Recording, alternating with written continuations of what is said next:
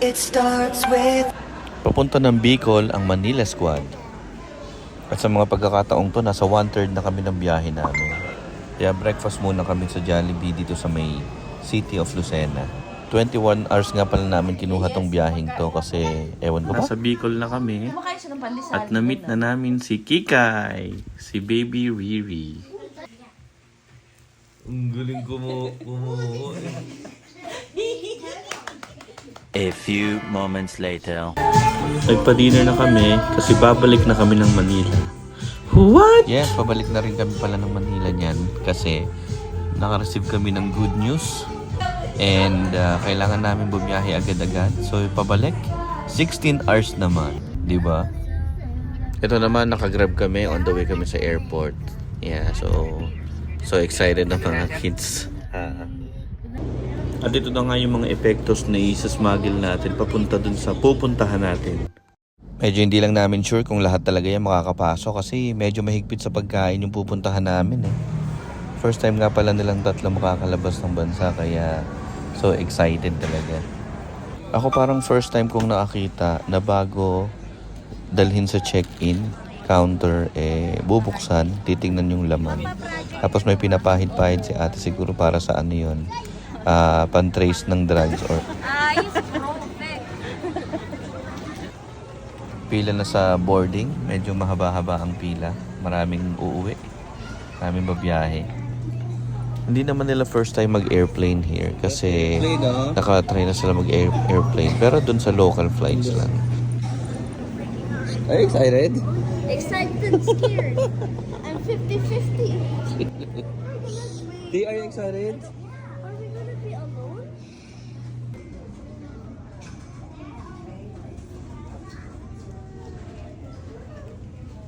Spirit now. Si kuya nag-spray pagpasok namin. Talagang sobrang higpit nung pantry. Grabe na to.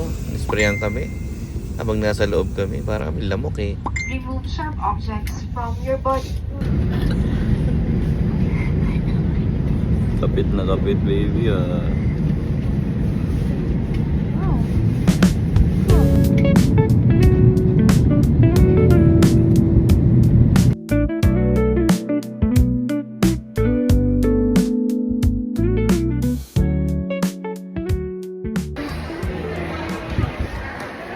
We're with Nita. And we're finally here sa Sydney, Australia. Woo! Excited?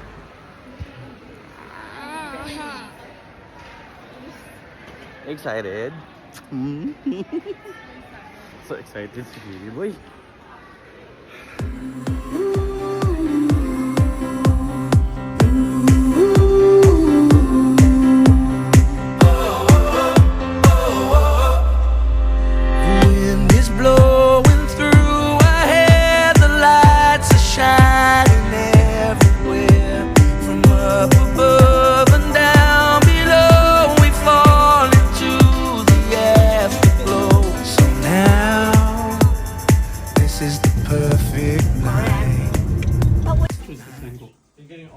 First person na na-meet sa Australia.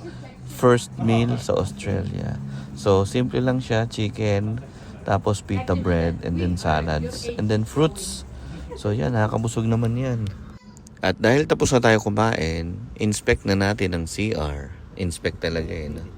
Planong gamitin agad. Baka nakakain to Sensor. Smart bidet toilet seat, warm tips. Ang hirap naman mag-jobs dito. Magbabasa ka ba ng manual? Aray ko.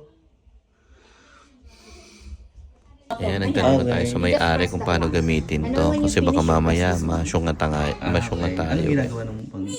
stop lang yung tubig. Sa Japan, So, mag-i-stop ito na yung tita, water. tuloy-tuloy.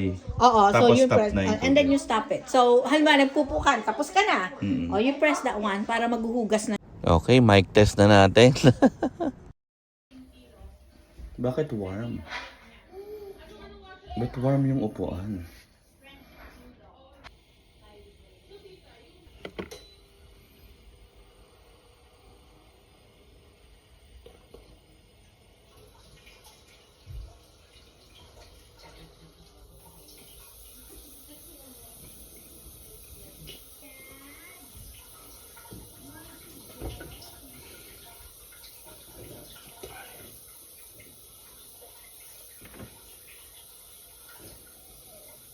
Update nga pala, so lahat ng bit-bit namin ng mga pagkain at mga inumin ay pumasok. Yung mga chichirya, may dala pa akong rino, mga kropek, tas yung malaking alak, yan, pumasok naman lahat. Importante lang daw talaga, i-declare mo, huwag mo nang itatago. Pero syempre, bawal na bawal talaga yung mga karne. Even yung chicharon, bawal na bawal yun dito sa Australia. Dad, close it. Yan, si baby boy nung una, Auntie, no. takot na takot siya dun sa doggy, kay Monty. Pero nung aalis na, nalungkot naman siya. Yan, playmate sila ni doggy. Yeah, and that's about it.